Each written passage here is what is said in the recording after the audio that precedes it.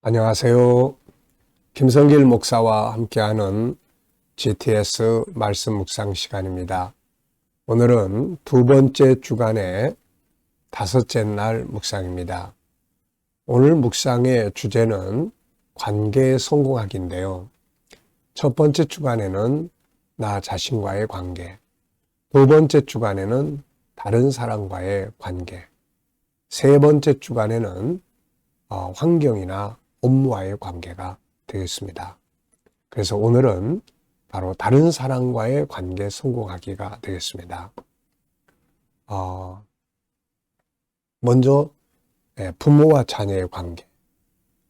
우리가 이번 주간에는 부모 공경에 대해서 말씀을 묵상하고 있으니까요. 부모님들과 관계가 어떤지 한번 살펴보시고 관계가 안 좋으신 분들은 부모님들과의 관계를 잘 갖기 위해서 필요한 것들을 우리가 잘 살펴보시기 바랍니다. 관계 성공을 위해서는 그 40페이지 뒤쪽에 들어가 보시면은 여기에 총 5가지의 과정을 다루고 있습니다. 우선 사람의 그 감정의 변화를 잘 이해해야 되고, 그 다음에 자기 방어법. 혹시라도 부모님들이 싫은 소리 할 때 상처받지 않고 그런가 보다 하고 자기를 방어할 수 있는. 그 다음에는 이제 다른 사람과의 관계 성공하기 위해 가져야 할 자세인데요. 부모님들과의 관계를 잘 가질 수 있는 관계로 보시면 됩니다. 15가지. 그 다음에 이제 네 번째 대화법 훈련이에요. 잘 듣고 경청하고 공감하고 그 다음에 좋은 말하고 또 피드백 받고 조율할 줄 알고 이러면은 대화가 잘 됩니다. 그 다음에 이제 갈등이 있을 때 갈등을 푸는 과정에 대해서도 거기에 정리를 해놨으니까요. 꼭 참고하시고 부모님과 좋은 관계, 또 가족과의 좋은 관계, 부부의 좋은 관계, 직장에서도 함께 일하는 동료들과의 좋은 관계를 잘 만들어 보시기 바랍니다. 오늘의 주제는 다른 사람과의 관계 성공하기입니다. 관계가 안 좋으신 분들은 어떻게 하면 이것을 해소할 수 있을까? 관계 개선을 위해서 또 여기 있는 말씀들 생각해 보시고 다시 또 시도해 보는 시간들 되시기 바랍니다. 관계 성공이 인생을 성공하게 하는 비결이에요. 자, 우리 GTS 묵상은 2가지의 목적으로 만들어졌습니다. 하나는 매일매일의 역동성 있는 감동받는 신앙생활. 자, 여러분들이 저도 그렇지만은 이 묵상을 안 하는 날은 아무 감동을 받을 수가 없습니다. 왜냐하면 감동받을 도구들하고 멀어져 있으니까요. 근데 바쁘더라도 또 묵상을 쭉 하시는 분들은 말씀 안에서도 그림을 보면서도 뭔가 이렇게 영감을 얻을 수 있거든요. 그러니까 이게 얼마나 좋은 일입니까? 영감을 가지고 하루를 시작한다는 것은 정말 행복한 일이에요. 자, 그 다음에 이제 두 번째는 삶의 현장의 변화와 발전. 아이들은 재능 개발과 학습 능력을 키우기 위해서 만들어졌어요. 요즘 애들은 정말 바쁜 것 같습니다. 그러다 보니까 참 이 묵상을 제대로 하기가 힘든데 참 안타까운 일이에요. 유대인들은 제일 우선을 묵상으로 생각을 합니다. 그래서 그들은 탈무드를 묵상하고 율법을 묵상하면서 그 속에서 생각을 키워나가는 거죠. 이것이 학문을 잘 닦을 수 있고 응용할 수 있는 능력을 발휘하게 만들어줍니다. 근데 우리는 그런 지혜를 담을 수 있는 시간을 기다려주지 않아요. 그냥 학문만 닦느라고 정신없이 바쁘게 살다 보니까 나중에는 학문도 제대로 안 되고 또 응용하지도 못하는 이런 상태가 되는 것이죠. 자, 그래서 우리가 이 묵상을 하기 위해서 시간 투자, 아이들에게 부모가 같이 할 수 있는 이런 시간들, 크면 벌써 잘 마음 안 들어요. 자기 마음대로 하니까 어렸을 때 이런 묵상 훈련 꼭 시켜주면 커서도 도움이 될 수 있죠. 자, 이걸 위해서 5, 7, 2의 구조가 들어있습니다. 5는 그림을 보면서 분석하는 거고요. 그 다음에 7은 7가지 주제입니다. 그래서 그날그날 살아가도록 도와주는 주제예요. 그냥 사는 것보다 주제 따라가면 훨씬 좋아요. 오늘도 그냥 살면 아무것도 아닌데, 안 일어나는데, 오늘 다른 사람과의 관계 성공하기, 이걸 좀 생각하면서 살면 관계 개선을 위해서 내가 뭔가 할 수 있거든요. 그러면 변화가 만들어집니다. 그리고 한꺼번에 모아서 사용을 하면은 컨설팅의 도구가 되고, 또 아이들한테는 독서라든지 학습 지도하는데 아주 좋은 방법이 됩니다. 이는 질문 만들기와 주님께 묻고 영감 얻는 시간입니다. 5, 7, 2 잘 기억해 두십시오. 자, 이 시간 먼저 그림 분석부터 하겠습니다. 이 그림을 보면은 참 재미있는 장면이에요. 앞에 할아버지가 있고 아버지가 어깨를 주물르고 아들이 그걸 또 보고 어깨를 또 주무릅니다. 자, 이거를 보면서 느껴지는 게 뭐가 있나요? 저는 제목 하나가 떠오르는데요. 부모 공경은 보고 배우는 것이다. 이렇게 적어봤습니다. 보고 배우는 것. 부모 공경뿐만이 아니에요. 부부 사랑, 또 가족 관계, 또 삶의 현장에서도 다 사람들은 이렇게 지식적으로 배우는 것보다 모델을 보고 배우는 게 훨씬 빨라요. 그래서 사람의 뇌는 그 모델을 보고 사진 찍듯이 그 장면들을 뇌가 이렇게 기억을 합니다. 그래서 나중에 내 이성적으로는 내 이렇게 살면 안 돼. 그렇지만 벌써 뇌에 입력되어 있는 그 프로그램이 작동을 해버려요, 이게. 그래서 모델이라는 건 정말 중요하고 또 사람은 모델을 보고 배우게 되는 겁니다. 그래서 내가 자녀들에게 이래라 저래라 하기보다는 자녀들 앞에서 좋은 모델이 돼주는 것이 훨씬 더 좋은 방법입니다.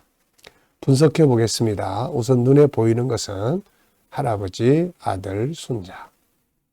보이지 않는 부분에는 자, 이들의 마음은 어떠할까? 네, 마음은 어떨까?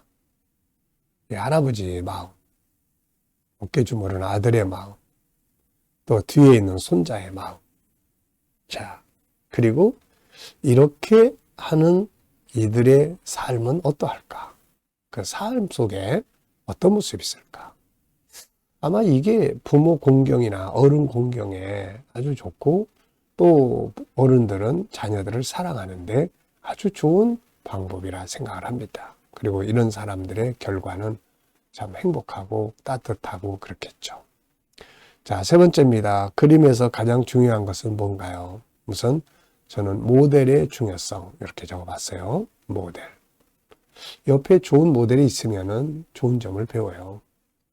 제가 어려서부터 사회생활을 하면서 안 좋은 꼴, 좋은 모습 다양하게 참 보면서 세상을 살아왔는데요.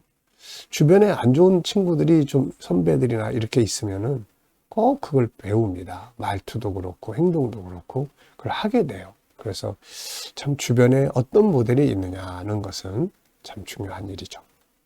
자, 연상법. 자, 오늘 그림은 특별하게 연상할 것이 어려운 것이 없습니다. 앉아 계신 할아버지, 그 다음 무릎 꿇고 어깨 주무르는 아들, 그 뒤에 서서 또 어깨 주무르는 손자, 이렇게 되어 있고요. 자, 이 그림과 관계되어 있는 성경 말씀 한번 생각해 볼까요? 저는 먼저 에베소 6장 1절로 3절 부모 순종하고 공경하라는 말씀. 그리고 이제 우리 신앙인들에게도 역시 모델이 있죠. 바로 예수 그리스도입니다. 그래서 요한복음 12장에는 나를 섬기는 자는 나를 따르라 이런 말씀이 있어요. 세상의 리더자들과 예수님의 리더십은 이 차이점이 있습니다. 세상의 리더자들은 좋은 글들을 이야기를 해주고 그렇게 가봐라고 이야기를 하지만 예수님의 리더십은 본인이 직접 가시는 거예요. 그러면서 야 이리 와봐 이 길 괜찮아 하고 앞서 가시면서 우리를 오라고 하시는 리더십이죠. 네, 따라가는 겁니다. 마태복음 11장에는 나는 온유하고 겸손하니 내게 배우라. 자, 보고 배우는 거죠. 자, 자식들도 역시 부모를 보고 배웁니다. 부모가 독서를 안 하면서 자식들한테 계속 독서해라, 독서해라 이래도 안 돼요. 그래서 자녀들이 독서를 하게 하려면은 부모가 그 시간에 같이 독서에 하고 함께 나누고 이것이 필요하죠. 네. 부모님들은 스마트폰하고 이 폰을 가지고 놀고 아이들한테는 독서해. 너희들 지금 독서 시간이야. 이거는 모델이 없기 때문에 안 되는 겁니다. 이게. 네. 자, 상상력 키우기입니다. 이 그림 가운데 두고요. 저는 이걸 반복해서 그리면 좋겠어요.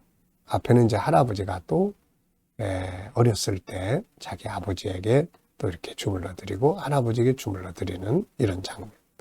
다음 그림은 이제 아들이 또 이 손주가 또 할아버지가 돼서 또 손주들이 또 이렇게 주물러 주고. 이 반복되는 교육. 네. 이건 모델 때문에 그렇게 되는 거예요. 예수님은 우리의 좋은 모델이 되시면서 우리 보고 따라오라고 하신 거죠. 우리도 부모로서의 좋은 모델, 또 남편으로서 좋은 모델, 아내로서 좋은 모델이 되어 보시기 바랍니다. 자, 미래를 어떻게 살고 싶은가요? 그렇다면 지금 무엇을 해야 할까요? 자, 미래 비전 또 이렇게 생각을 해 보시기 바랍니다. 자, 아이들과 함께 묵상을 하시는 부모님들은 여기서 또 수학 공식 또 한번 생각을 해 보시죠. 그래서 도형, 각도, 또 수연산. 네. 이 아들의 손주의 그 팔을 뻗어 있는데요.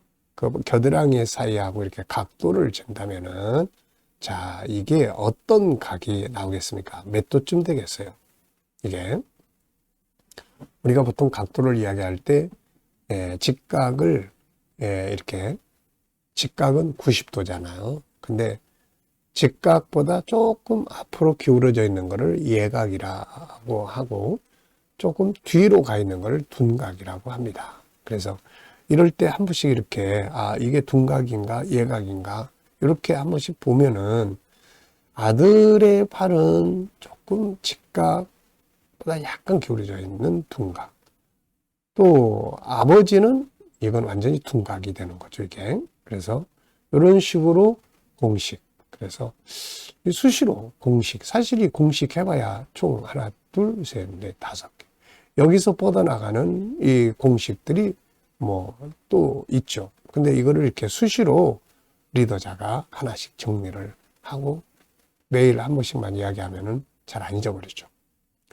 자, 에베소 6장 1절로 4절 읽어보겠습니다. 자녀들아 주 안에서 너희 부모에게 순종하라. 이것이 옳으니라. 내 아버지와 어머니를 공경하라. 이것은 약속이 있는 첫 계명이니 이로써 네가 잘되고 땅에서 장수하리라. 또 아비들아 너희 자녀를 노엽게 하지 말고 오직 주의 교훈과 훈계로 양육하라. 아멘. 자, 감사한 거 적어보겠습니다. 어제 하루 보내시면서 감사한 것들. 오늘 또 하루 시작하면서 감사한 것들을 적어보시고요. 또 미래를 생각하시면서 감사하고 싶은 것, 믿음으로 감사하고 싶은 것들을 적어보십시오. 본문에서 오늘 느껴지는 것은 무엇인가요? 같은 본문이라도 주제가 바뀌면 깨달음도 달라지게 되죠. 네. 그리고 어제는 숨겨진 것, 하나님의 관점에서 세상 보기예요. 그래서 그 주제를 가지고 이 본문을 쭉 읽는 것과 또 오늘, 그러니까 부모 공경하는 것을 내 관점에서 보는 것과 하나님의 관점에서 본다면 뭐가 차이가 있을까? 이런 거 생각해 보시잖아요. 오늘은 또 다른 사람과의 관계 성공하기입니다. 그래서 이 주제가 바뀌면은 이렇게 묵상하는 방법도 깨달음도 달라지게 되죠. 자, 저는 오늘 깨달아지고 느껴지는 것, 주 안에서라는 말. 그리고 밑에 부모도 자식 교육할 때 주의 교훈과 똑같이 주님이 계십니다. 그래서 주님 밖에서의 교훈과 교육은 아니다라는 걸 먼저 이야기를 하고요. 그래서 주 안에서 믿음으로 하나 되는 것이 일단 1순위예요. 믿음으로 하나 되는 것. 그 다음에 순종, 공경, 약속의 계명, 잘되고 장수, 노엽게 하지 말고 주의 교훈과 훈계, 양육, 이런 단어들은 참 다 깊은 의미를 가지고 있죠. 두 번째입니다. 본문에서 부모님과의 관계를 아름답게 하기 위해 사용해야 할 긍정적인 말은 무엇이며 사용해서는 안 되는 부정적인 말은 뭔가요? 자, 우선 사용해야 될 말들, 순종하는 말. 네, 알았습니다. 공경하는 말. 아버지 존경합니다. 사랑합니다. 네. 또 잘 되게 하는 말. 잘 되는 말. 또 건강하게 하는 말. 네. 막 스트레스 받지 않게 하는 거예요. 평안하게 하는 말입니다. 부드럽고 온유한 말. 주님의 교훈, 말씀이 들어가 있는 말. 네, 이런 말들은 다 부모님과의 관계를 잘 가질 수 있고, 말만 하면 성질을 내고 뭐라고 이야기하면은 그건 다 옛날 방식이라고 그러고, 이런 말들은 관계를 아예 안 좋게 하는 말들이에요. 이렇게 부모도 자녀가 뭔 말하면 그럴 수 있겠다. 맞아, 그렇게 한번 해봐. 엄마 아빠 지지해 줄게. 이런 말들 얼마나 좋은 말들이에요. 안 돼, 하지 마. 이런 말들은 항상 많이 하는 말인데 이건 상처를 주는 말들입니다. 4절에서 존경받는 부모가 되기 위해 필요한 건 뭘까요? 전 3가지를 적었는데요. 하나는 좋은 모델이 되는 거예요. 삶의 좋은 모델. 우리 아버지처럼 살아야 되겠다. 이런 모델. 우리 어머니처럼 살아야 되겠다. 그 다음에 소통이에요. 소통, 좋은 대화. 그 다음에 때를 따라 필요를 공급하는 것이죠. 이러면 존경받는 부모가 될 수가 있습니다. 자, 4절에서 질문 만들기입니다. 4절. 또 아비들아 너희 자녀를 노엽게 하지 말고 오직 주의 교훈과 훈계로 양육하라. 자, 자녀를 노엽게 하는 것은 무엇인가? 우선은 폭언입니다. 폭언. 이 폭언은 자녀를 화가 나게 만들어요. 폭언, 폭력. 그 다음에 잘못된 삶은 자녀들로 하여금 실망을 하게 하고 분노하게 하죠. 아버지가 자기만을 위한 이기주의적 삶, 이런 것들은 자녀들로 하여금 분노를 하게 만드는 것입니다. 자, 두 번째는 발전해야 될 영역은 뭔가? 여러분들도 변화와 발전에 대해서 한 가지씩 질문 만들어 보시기 바랍니다. 저는 발전해야 될 영역. 하나는 영성의 깊이, 또 하나는 GTS 전문가, 하나는 하나님과의 관계, 하나는 사명을 위해서 더 발전을 많이 해야 합니다. 그래야만 미래를 아름답게 살아갈 수가 있거든요. 필요 없는 존재가 되어버리면 안 됩니다. 하나님과의 관계가 끊어져 버리는 존재가 되면 안 돼요. 이거는 굉장히 위험한 것이고 인생이 우울해지는 길입니다. 그래서 하나님과의 관계 잘 갖고 그다음에 필요한 사람이 되기 위해서는 자기를 전문가로 계속해서 만들어가는 것이 중요합니다. 자, 이 시간 주님과 소통하고 영감하는 시간입니다. 영감해 보시고요. 오늘 나의 삶의 현장, 내 하는 업무들, 또 내가 만나는 사람들, 해결해야 될 문제들 하나씩 다 생각해 보시면서 주님이라면 어떻게 하실까? 주님 어떻게 할까요? 주님이라면 어떻게 하시겠어요? 어떤 말을 하면 좋을까요? 어떤 자세로 대해야 될까요? 묻고 기다려 보시면은 지혜, 말씀, 감동, 확신 이런 영감을 주십니다. 이 영감을 가지고 살면 내 생각으로 사는 것보다 더 좋은 삶을 만들어 갈 수 있습니다. 오늘도 풍성한 영감을 얻으시고 그리고 영감으로 행복한 하루 만드시기 바랍니다. 기도하고 마치겠습니다. 주님 감사합니다. 오늘도 묵상과 함께 시작합니다. 함께하는 모든 이들의 가정, 사업장, 직장 형통하게 하시고 새로운 일터를 구하는 자들에게 좋은 일터들이 예비되게 하여 주옵소서.